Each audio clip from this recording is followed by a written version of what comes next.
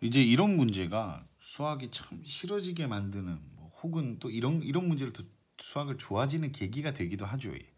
어쨌든 이런 것 때문에 이제 수학 공부하는 게 좀 짜증이 나죠. 공식은 공식대로 열심히 애웠는데 그 원리도 이해는 했는데 전혀 적용을 못 하겠는 그런 문제죠.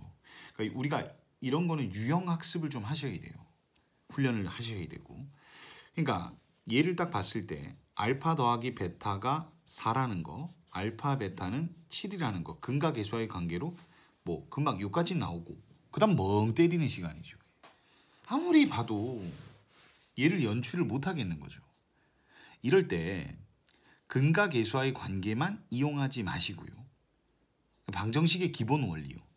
알파가 근이라고 하면 알파를 여기다 대입해도 이 식은 성립한다는 그 기본 사실이요. 그러니까 그걸 잊어버리는 거죠, 우리가. 그럼 알파를 이럴 때 마음을 그러니까 정리를 하셔야 돼요. 얘를 근과 계수와의 관계를 적어냈는데 뭔가 더 이상 진행이 안 되면 알파를 여기에 넣어볼 생각도 꼭 하셔야 됩니다. 마찬가지로 베타도 대입하실 생각이요. 이 생각을 무조건 해보셔야 돼요.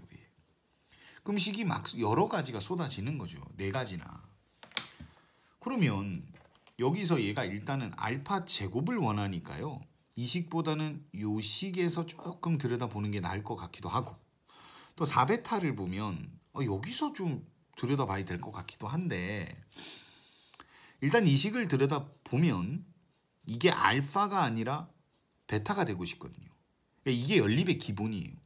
우리가 수학에서 어떤 특정 문자를 죽여버리고 싶으면 그 문자 는으로 정리하면 그 문자는 사라집니다. 얘. 그러니까 여기서 알파를 뭔가 없애고 싶으면 알파 는이라고 식 정리를 해야 되고 그 알파가 아닌 베타가 되고 싶다면 알파는 거식이 뭐 베타가 이 안에 들어있기만 하다면 알파를 베타로 바꿀 수 있거든요.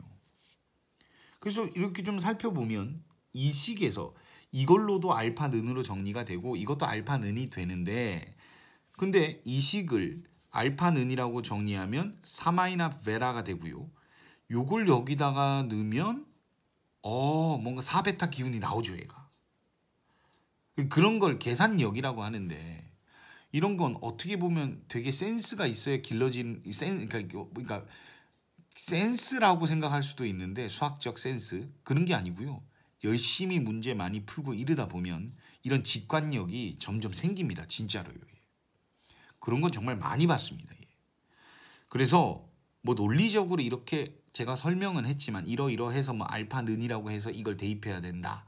근데 그런 것보다도 그런 논리적인 전개보다는 직관력이에요. 문제 진짜 많이 푸시면 이런 직관력이 생깁니다.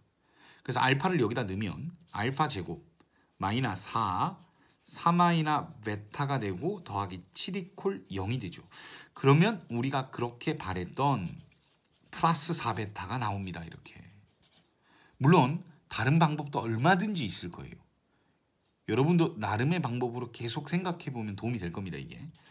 알파 제곱 더하기 4베타는 요게 계산하시면 얼마죠? 전 이런 게 헷갈리던데. 마이너 9죠. 마이너 9. 그럼 그게 슝 넘어가면 플러스 9가 돼서 정답은 참 간단히도 나오네요. 쉽지는 않은 문제인데 그 정답은 9가 됩니다.